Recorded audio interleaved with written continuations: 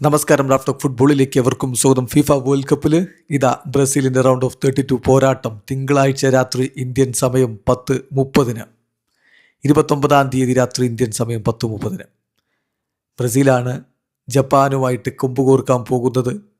എന്ത് തരത്തിലുള്ള പോരാട്ടം നടക്കുമെന്നുള്ളത് ആരാധകർ ആകാംക്ഷയോട് കൂടിയിട്ട് നോക്കുമ്പോൾ ഈ ജപ്പാൻ നെയ്മറുടെ സ്ഥിരം വേട്ടമൃഗമാണെന്ന് പറഞ്ഞാൽ ജപ്പാനെതിരെ ഗോളടിച്ച് തിമിർത്തിട്ടുണ്ട് നെയ്മർ ജൂനിയർ.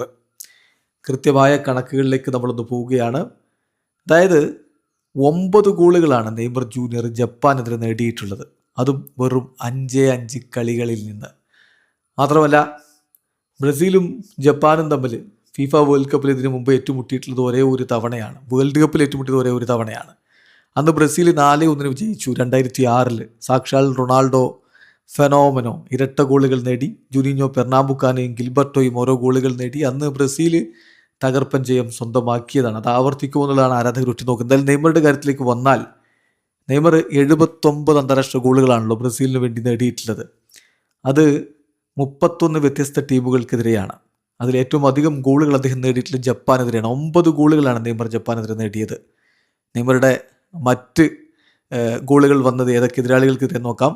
ഏറ്റവും അധികം ജപ്പാനെതിരെ 9 ഗോളുകൾ, പിന്നെ പെറുവിനെതിരെ 6 ഗോളുകൾ, ബൊളീവിയക്കെതിരെയും യുണൈറ്റഡ് സ്റ്റേറ്റ്സിനെതിരെയും 5 വീതം ഗോളുകൾ, Colombia, Croatia, Ecuador, South Korea ടീമുകൾക്കെതിരെ 4 വീതം ഗോളുകൾ, Argentina, China, South Africa, Uruguay ടീമുകൾക്കെതിരെ 3 വീതം ഗോളുകൾ, Cameroon, Chile, Costa Rica, Mexico, Scotland, Turkiye ടീമുകൾക്കെതിരെ 2 വീതം ഗോളുകൾ, Australia, Austria, El Salvador, France, Germany, Iraq, Italy, Panama, Portugal, Spain, Tunisia, Venezuela ടീമുകൾക്കെതിരെ ഓരോ ഗോളുകൾ. ഇതാണ് നെയ്മറുടെ അന്താരാഷ്ട്ര മത്സരങ്ങളിലെ ഗോളുകളുടെ കണക്ക്. ഇനിയുള്ള ചോദ്യം, ആഞ്ചലോട്ടി കഴിഞ്ഞ കളിക്ക് മുമ്പും പറഞ്ഞു നെയ്മർ ഇപ്പോൾ 90 മിനിറ്റ് കളിക്കാനും വേണമെങ്കിൽ ഫിറ്റാണ് എന്നുള്ളത്. പക്ഷേ സബ്സ്റ്റിറ്റ്യൂട്ട് റോളിൽ 10-15 മിനിറ്റ് മാത്രമാണ് കഴിഞ്ഞ കളി കളിപ്പിച്ചത്. ഈ റൗണ്ട് ഓഫ് 32 നിർണായക മത്സരത്തിൽ നെയ്മർ സ്റ്റാർട്ട് ചെയ്യിക്കുമോ എന്നുള്ളൊരു ചോദ്യം ഇപ്പോൾ ആരാധകർക്കിടയിലുണ്ട്. പക്ഷേ ലഭ്യമാവുന്ന സൂചനകളൊക്കെയും അദ്ദേഹത്തെ സബ്സ്റ്റിറ്റ്യൂട്ട് റോളിൽ ഇറക്കും എന്ന് തന്നെയാണ്. വീഡിയോ അവസാനിക്കുന്ന ഫുട്ബോൾ ലോകത്തെ കൂടുതൽ വിശേഷങ്ങളുമായി റാഫ്റ്റോക്സ് എത്താം.